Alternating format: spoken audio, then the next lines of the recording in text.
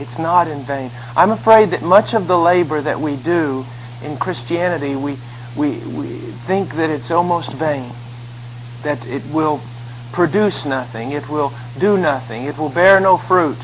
And sometimes when we see something that seems to have borne no fruit, we say, well, that bore no fruit. But how can we judge on this side of the line, on this side of heaven's gate? How can we judge what bears fruit and what does not bear fruit? I think we'll be surprised. I think our world will go topsy-turvy on the great day of judgment when we maybe find out that all the things we thought did not bear fruit bore fruit, and all the things we thought were fruitful were fruitless. Now say that 3 times. We should be optimistic about every work of God, because God begins nothing that He doesn't finish. In His economy, He does not waste time. I was talking to a girl yesterday, or 2 days ago, from Kirksville, Brother Leiter's daughter. I love her so much. She went to Romania with us, and she said, well, I think I'm going to go to the university and I'm going to study to be a nurse. And, well, how do I, know if this is the will of God? What do I do? I said, well, first of all, what do you want to do? She said, well, I feel like I want to go study. I said, then go study. Well, what if it's wrong? God will fix it. And even if it is right, if He's telling you to study, He might send you there for all completely different reasons than what you think. You might think that you're going there to learn how to be a nurse, and He's going to take you there just to meet your husband. Who knows? You never know. Sometimes we are too mature, too adult-like. We need to be more childlike.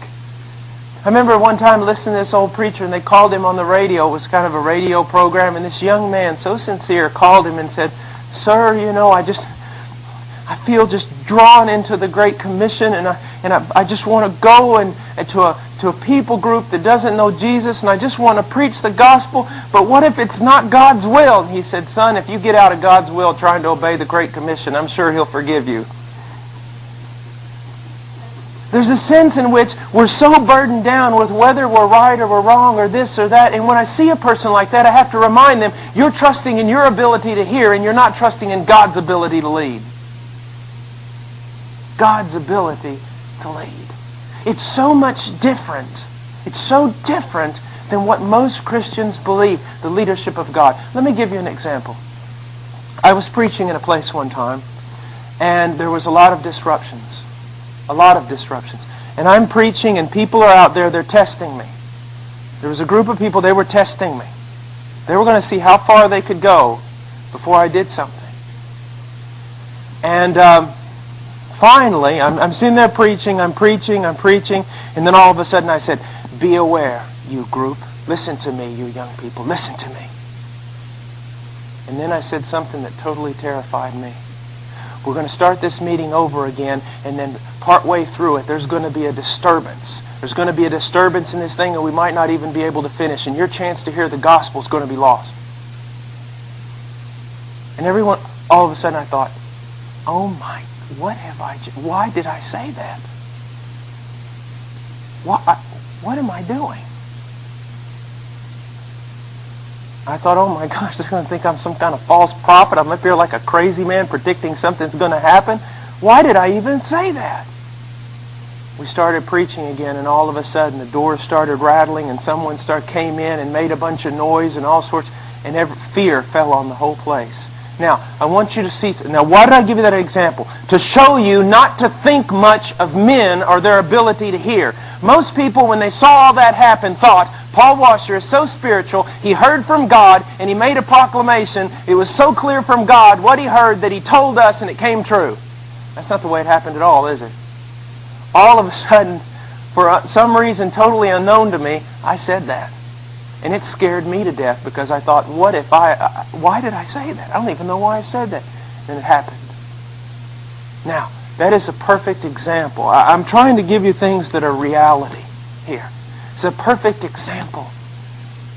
Believers in the Bible and believers today end up right where God wants them to be. And for the most part, it's not because they heard His voice or heard a vision or anything else or their great ability to discern the voice of God. It's the great ability of God to lead.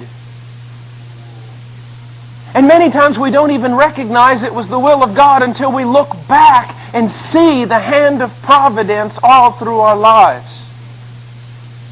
And so so many people are timid, thinking, well, I feel like I might want to do this, but I'm just afraid to step out. There's an open door here, but I'm afraid to go through it because I might be wrong. Not me. I've got a little, I don't want to say a deal with God, but it's basically like this. God, if it's an open door, I'm going through it. You don't want me to go through it, close it.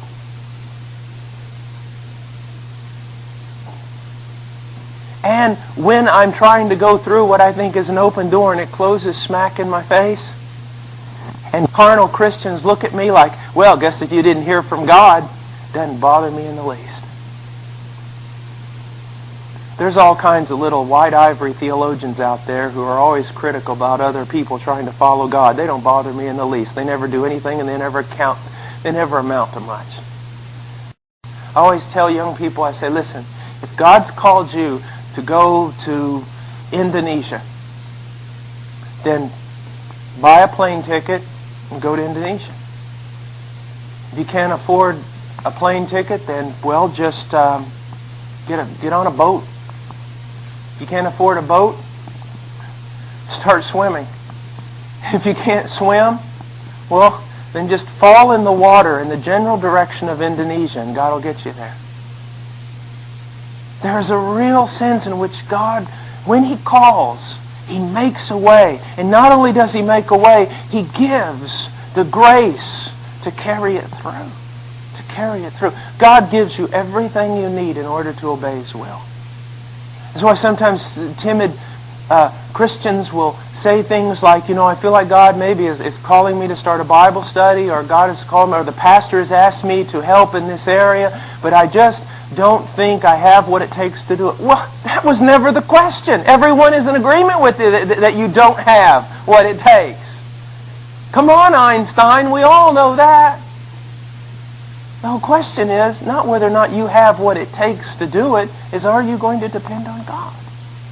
Like I was saying yesterday in the youth meeting, I was so excited. I saw something that just so encouraged me.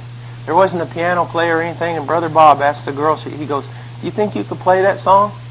Most teenagers I know would slump down and say, "No, I can't," and giggle and be embarrassed because they're afraid they're going to fail, and no, I don't feel comfortable. This girl said, "Well, I'll give it a shot. I mean, I can play maybe with one hand." Any other response is pride.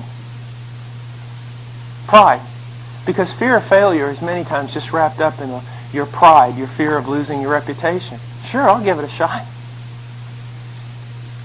What if you fail? Been there, done that, got the t-shirt. I don't care.